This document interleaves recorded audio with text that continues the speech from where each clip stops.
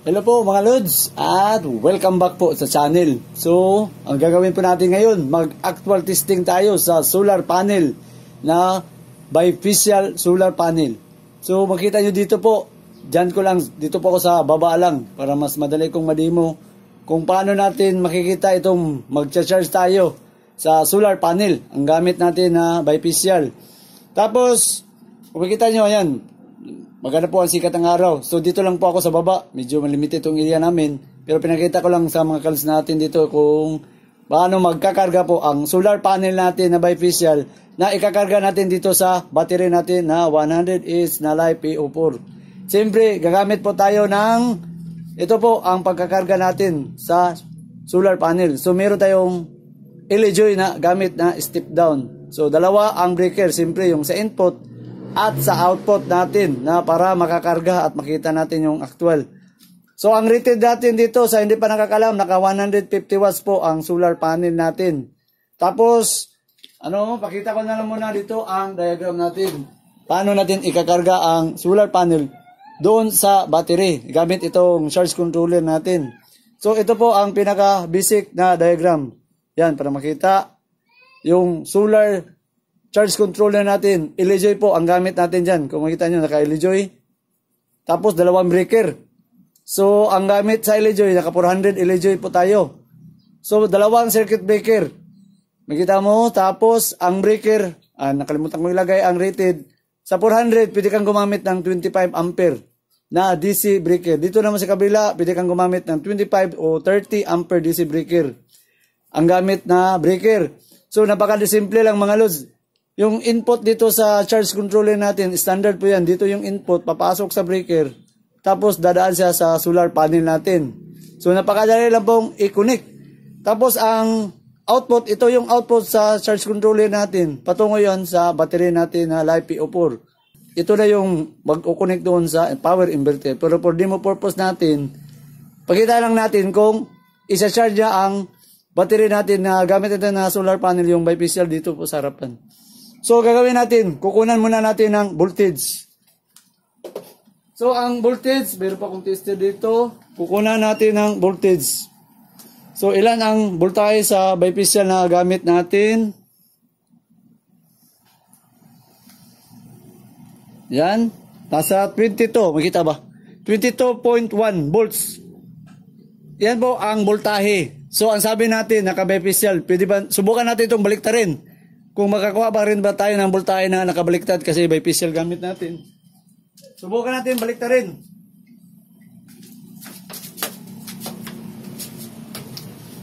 Yan, nakabaliktad. Okay. So, titingnan natin kung may voltaheng na nakabaliktad ang gamit.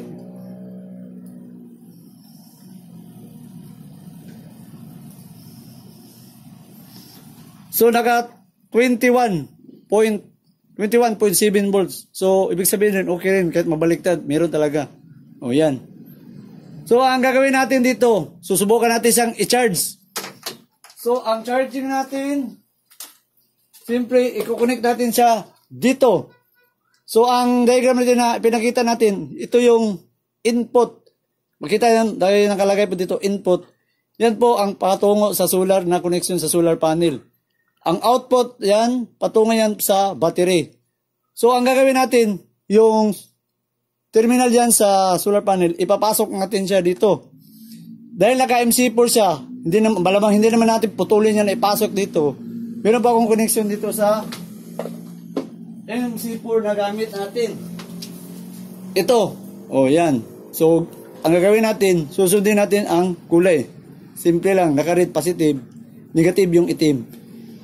Bipolarity po ang mga solar panel, kaya dapat hindi po mabaliktad. So, isaksak natin na kulay red. Yan, kabila. Dito.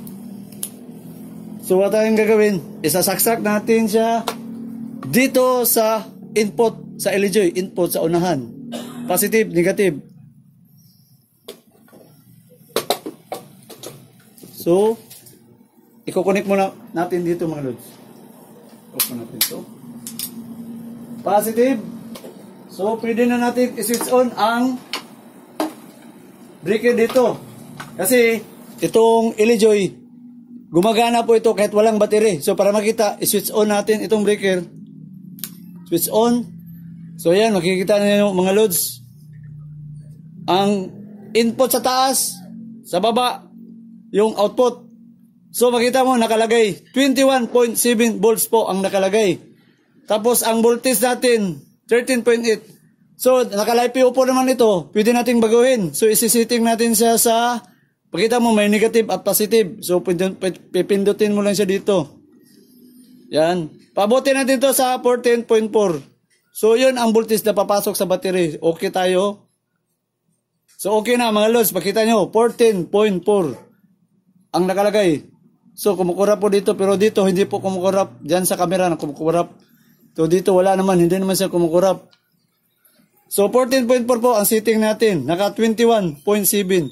Itong makita mo na 21.7, ito yung pong tinatawag lang VOC, Voltage Open Circuit. Kapag hindi pa naka-on itong output dito, naka VOC. Pag naka-on po ito, magiging BMP na po. So yun ang mga 18 volts kadalasan na naka-register dito. So gawin natin, itatap natin sa battery. So off muna natin ito. Yan. I-connect natin dito sa battery. Okay. Yan. Tapos na tayo sa tapping mga lods. So gagawin natin, isi-switch on na natin itong, yan, makita, yung controller natin na nakabaliktad. Sinusubukan natin, nakabaliktad po ang bifacial solar panel natin. So 150 watts, naka 7.9 ang IMP. Tapos ang BMP, 18 volts. So tingnan natin, switch on natin itong solar panel. Yan. So, pwede kahit saan mo unahin, pwede lang. Kasi, naka-LG, magandang LG. So, na yan po. Naka 14.4 ang voltage natin setting. Tapos, 21.7V ang VOC pa. Hindi pa naka-switch on ang output para sa pag-charge sa battery. So, switch on na natin ito. Yan, switch on. So, lumabas na lang dito na 17 o 18 volts po, lumabas. So, ito yung sinasabi lang BMP. Pag naka-switch on na, BMP na. 18, naging 19 volts. Tapos, ang voltahe natin nasa 13.2. Ang 13.2, ito yung sa battery. Tapos, ang amperahe nasa 1 ampere. For demo purpose ng mga load. Nasa baba kasi ito. So, ang setup, baka may nakaharang yung, makita mo, medyo may nakaharang dyan na blocking. So, yun ang side effect. Kunting harang lang na tinatawag natin nakaharang doon sa solar, magbabago po ang rating dito. Nasa 1.16 lang, ampere. Kasi maraming nakaharang. Kung makita niyo sa baba, pakita ko na lang dito sa baba. So may mga nakaharang po dito sa baba. Yan. So malaking epekto yun sa solar panel kapag may nakaharang. So for demo purpose, pakita ko lang. 2.2. So kung ilaganan ko yung kamay ko, so magbabago po. Pag natabunan, kunting kuhan lang, tabon lang dito sa solar panel, nagbabago yung load ampere. Itong 2.0, yun ang ikakarga ngayon yan sa battery. So adjust ko muna dito mga loads para magbago pa ba yung reading. So ito nakaharap lang, for demo purpose. Yan. So meron lang siyang 2.1 nga ganun na naka-standing lang yung solar pan natin. So, kung makita mo, may makaharang pa dyan na dito sa area natin. So, hindi natin So, ngayon, pakita ko na lang na yan lang ang rated na kawa natin. 2.1 ampere. So, ngayon, baliktarin natin, mga loads, ang solar panel. Kung gaano siya kalakas na ito, napatalikod kasi. So, baliktarin natin ito.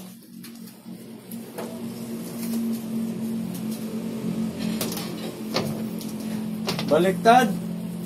So, nasa harapan na. Nakakuha tayo ng 2.58 ampere. Ito, sinubukan ko ng isang araw. Umabot po ito sa 4.5 na dito ko tinisting. So, ngayon, medyo mababa lang po. Nasa 2.6. So, baguhin pa natin yung posisyon. Pagano natin. Baka magbago pa. Yan, tumaas. So, tumaas siya. Nasa 3 ampere na. For demo purpose lang po itong ginawa natin. Pero sa final, pakita ko po sa inyo na ilalagay ko ito sa rooftop. So ngayon, pinita ko lang na paano magkarga ang solar panel natin dito sa charge controller gamit yung battery natin. So nasa 3.6 3.1 ampere ang kinarga niya doon sa battery natin. Tapos kung makita mo dito sa voltage natin, nasa 21.1. Ito po ang input voltage. Ito naman ang output voltage. So yung input, ito yung input. Diyan ang basihan sa ampere na papasok dito sa input na ampere. Ito namang sa baba, output. Dito sa kabila, ang basihan sa ampere. Nasa 3.0. Yan po ang i-charge niya sa battery. Tapos dito naman ang sa input. Napapasok dito sa unahang breaker na input. So doon ka magbabase sa wire at sa breaker na gamit. So maganda ito sa LG kasi makikita mo ang input at output voltage po mga lods. Tapos kukunan ko ng voltahe dito sa battery natin. Sa battery, makita ba nasa 13.1 ang voltahe sa battery natin. Yan. Dito ang nakalagay 13.4. Sa 13.4 mga lods, ito ang nagbabantay kasi meron ito protection sa HVD, High Voltage Disconnect. Kapag umabot po ang karga sa battery na 14.4, stop na po ito, hindi na po tataas. Dito po kasi ang setting natin dito, makita mo, isit ko dito, balik ko yung setting natin dito. Yan, nakalagay. 14.4, pag umabot sa 14.4, hindi na po magkakarga. Kaya safe ang battery na hindi ma-overcharge.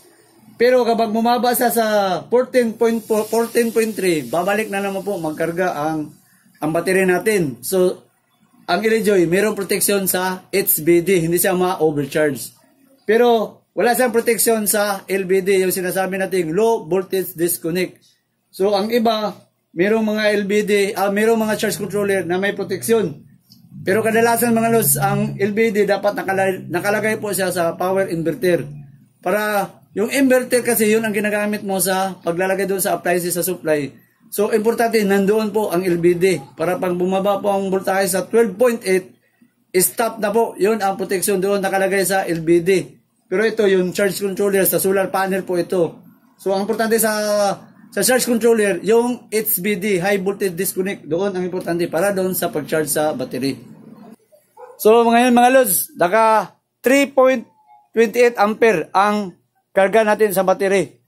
So, pakita natin kung gaano ka-sensitive ang solar panel kapag natatabunan po ang solar panel. 3.34, tapos ilalagay ko ang kamay kong nakaganyan. So, kung makita nyo sa rating, bumaba po. Biglang nag 2.8, 2.7. Kasi nakatakip na ang kamay natin dito sa solar panel. Yan, bumaba, nag 2.6. So, kaya dapat yung solar panel natin hindi matabunan sa mga puno sa taas. Kasi napaka-sensitive. Ganun lang, bumaba na po ang karga ng battery. So, tatanggalin ko ang kamay ko. So, yan, bumalik siya sa 3.3 ampere. So ito mga lod, pinakita ko lang ang demo purpose natin dito. So paano siya magpapangsyon. Pero sa actual, pakita ko sa inyo kung nakalagay na po ito sa rooftop. So ngayon, ang gagawin natin for demo purpose, kasi maraming nagtatanong paano po ito isi-series. Yung voltahe natin, pakita natin yung pag-series. So kukunin ko yung isa. Importante makita na yung tapping, paano mag-series. So shut off ko muna dito yung function natin dito sa controller. Isi-series natin ang isa. Kasi dalawa po itong solar panel natin. So, gagawin ko, ipatalikod ko muna ito, mga lods. Talikod natin. Yan. Talikod. Tatanggalin natin itong connection. Yan. MC4. Tapos, kukunin ko muna yung isa natin na solar panel. So, lods, ang pangalawa. So, medyo masigit po yung ila dito. So, okay lang. Importante, makita natin yung connection. So, ito po ang terminal sa dalawa. Titingnan ko muna sa camera kung makita ba. Yan, pag-ganun ko na lang. So, pagtatapping po sa series connection dito sa solar panel natin. Yan. Yan, nakita nyo po itong dalawang wire. So, ang gagawin mo, kahit saan dito sa dalawa, pwede mong gawin. Ito yung positive na papasok doon. Itong negative na itim, ipapasok po siya dito sa positive. Dito mo siya itatapping. Yan. So, ibig sabihin mga lods, mag-add po ang voltahe dito sa dalawang solar panel at makikita natin kung tataas yung voltahe doon. So, yung positive, isasaksak natin sa positive dito. Tapos, yung isa, yung negative, isaksak natin siya dito. Okay. So, mangyari dito ngayon, tataas po ang voltahe. So, kahit nakaganyan, okay lang. For demo purpose lang kung paano itapping. So, switch on natin dito sa breaker. So, naka-off po ang output natin, ha? Naka-off. So, kung makita nyo dito, mga lods, umabot sa... Makita ba doon sa camera? Tingnan natin. Hindi makita. Hawakan mo na dito para makita. Nakaganon. So, ang nakalagay 43 volts po ito. Naka-BOC po ito ngayon. Kasi hindi pa naka-on ang output dito sa output natin sa breaker patungo sa battery. Tingnan mo dito sa kuha natin. Tapos ang voltahe naka 14.4. Lumabas po siya. So naka-off ang breaker para sa battery. Mataas po ang input voltage. Ito po ang tinatawag nilang BOC, voltage open circuit. Kung hindi pa nakapasok sa battery. So switch on natin ang battery. So ito na po. Naging BMP na ang BOC natin kasi pumasok na. Nag 35 volts na lang. So dito nakabase po ang input voltage na gagamitin mo sa solar panel kung magtatap ka sa charge controller. Ito yung LG, nakarated po ito sa 17 volts to 55 volts. So, kaya lang ang 30, ang nakalagay dito 36 volts. So, kaya lang 35. Kasi ang maximum dito sa LG, 55. So, sa mga kalus natin, dito po nagbabase ang input voltage kung ilan ang pwedeng isolar sa series connection sa solar panel mo. So ito, 36. So pwede pang isa. Kung meron kang isang solar panel, saksak mo, pwede pa. 55 ang maximum na ginagamit dito. So makita mo ang karga dito po sa voltage 13.2. Ang ampere natin, mahina talaga. Mahina kasi nga, nakasapaw lang ito dito mga lods. Hindi naman talagang nakasiting ng maayos. Pero sa actual natin, ipapakita natin sa rooftop. Pag dalalagay ko nito, pakita ko yung actual talaga na kaano kataas ang rating dito sa amperahe na magakarga. So ang akin lang sa akin dito, pinakita ko lang kung paano mag-series connection sa solar panel. Pero kung ito gusto mong iparallel, kailangan gumamit ka ng adapter na dalawa po ang linya. Kaso wala pang dumating na in-order natin. Pero sa sunod na lang na video, kung dadating po yung order natin na MC4 connectors na nakaparallel ang connection na pwede mong iparallel ito. Pero ito, naka-series connection ang gamit. Tapos, ang diagram natin sa connection dyan, mga lods, para makita sa makalas natin, ito po ang mangyari ngayon. Naka-series ang dalawang solar panel at naka-connect doon po sa charge controller natin. So, ganun lang. Naka-series dito, pasok dito at labas doon sa battery. So, may pahabol pa tayo, mga lods, kasi marami ring nagtatanong dito sa LG natin. Ang LG po, mga lods, ay hindi po yan umaasa sa battery. Umaasa po yan sa solar panel. Kaya kapag i-off natin ang supply dyan sa solar panel, masya-shut off po ang LG natin. So para makita, i-off natin ang solar panel. Kung ma-shut off itong LG natin na charge controller, i-off natin.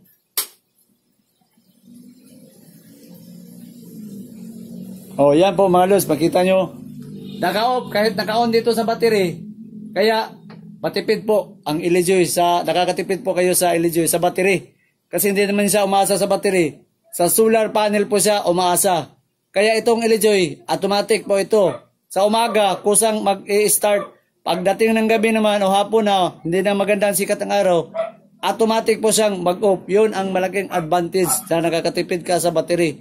Hindi katulad sa ibang mga charge controller, katulad sa Samsung, nako, kailangan mong i-off. Kasi pag hindi mo na i-off, nagko-consume po siya sa battery gamit ang Samsung na charge controller. Pero itong LG, nakakatipid ka dito. Kasi automatic. Yan, makikita naman, naka-off ang LG sa switching sa breaker sa solar panel. Wala, cut-off kahit naka-on pa ang battery. So, switch on natin muli. Yan. So, sa solar panel po siya, umaasa. So, i-off natin yung sa breaker sa battery para makita. O, wala, hindi po siya na-off. Kaya, ang mga LG po, umaasa po sa solar panel at hindi sa battery. So, hanggang sa muli at maraming salamat po sa panonood.